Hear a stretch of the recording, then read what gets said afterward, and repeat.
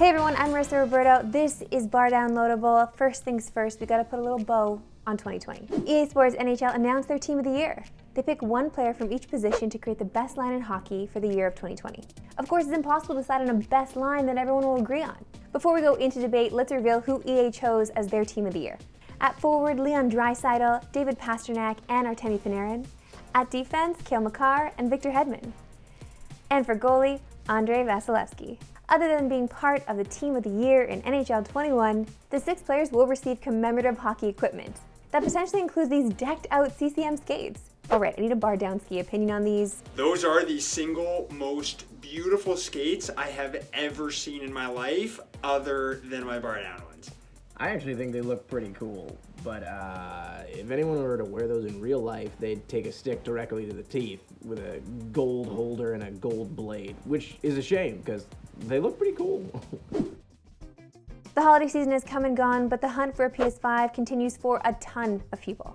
And if you thought it was tough to get your hands on the launch PS5, just wait until the PS2 themed black PS5 becomes available. As sleek as this design is, it's not made by Sony. The new look is done by Super5 and they only have 304 units available. Yeah, 304. Not only that, but the price itself will be more expensive than the original model. But hey, make it relax, don't worry. Super5 is also selling 500 black DualSense controllers, because so many people were so upset that it looked like an Xbox controller. But for those of you who are not still in the new PS5 look, well, now's your chance to go retro. I mean, it's not a good chance, but it's a chance. To the surprise of no one, the Cyberpunk 2077 drama is continuing in 2021. To be fair, CD Projekt Red has done an incredible job cleaning up some of the bugs that existed at launch. And despite those problems, Cyberpunk managed to sell over 13 million copies in the first 2 weeks of its release.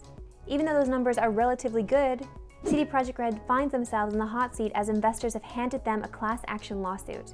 The lawsuit states that investors were misled over the readiness of the game and that they suffered damages because of the state of the game at launch. Whether anything comes from this lawsuit or not, Cyberpunk 2077 is eyeing its first DLC release, which will be free and has been announced for early 2021. Which seems awfully ambitious for a game that's seen its fair share of bugs. There's no official release date yet, so don't be surprised if this gets pushed to middle of the year. Alright, console games are usually played on controller. You know, joystick, buttons. You know the vibe. But with button remapping, people can get pretty creative with their controller setups. We've seen someone use a Rock Band keyboard to play Dragon Ball FighterZ, and now there's someone who's been using a drum set to play Breath of the Wild.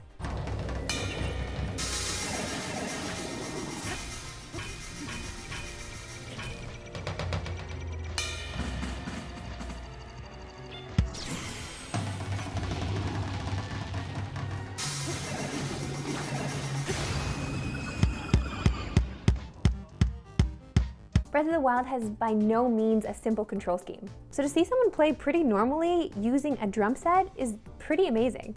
Kudos to CZR for this absolutely insane idea. Who said you can't combine your passions? How do we combine this show with food? Let me just think about that. One thing that flies under the radar in the gaming community is how charitable the scene really is. And one of the biggest fundraisers of the year is AGDQ, or Awesome Games Done Quick.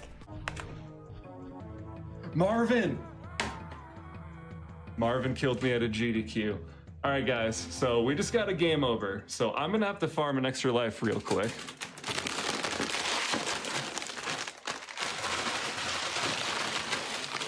I am Turok. It's a week-long event that features the best speedrunners showing off their skills in a variety of nostalgic and newer games. Normally it's an in-person event, but this year GDQ is continuing online. The event just started on January 3rd and concludes on the 10th with Ocarina of Time. If you've never tuned into a Games Done Quick before, I implore you to try it out this year. You never know, you might see one of the games you loved playing as a kid being spedrun. Gonna run our way through the cylinders, gonna go all the way up to the top, down through the bottom, gonna land on this, already got enough rings for supersonic, which allows us to stop and transform right here and activate the special effect on the lightning shield. All donations this year are going to the Prevent Cancer Foundation, and to date, GDQ has raised over $25 million for charity. And that's where we'll leave you with gamers doing good. Thanks so much for watching, and we'll see you next time.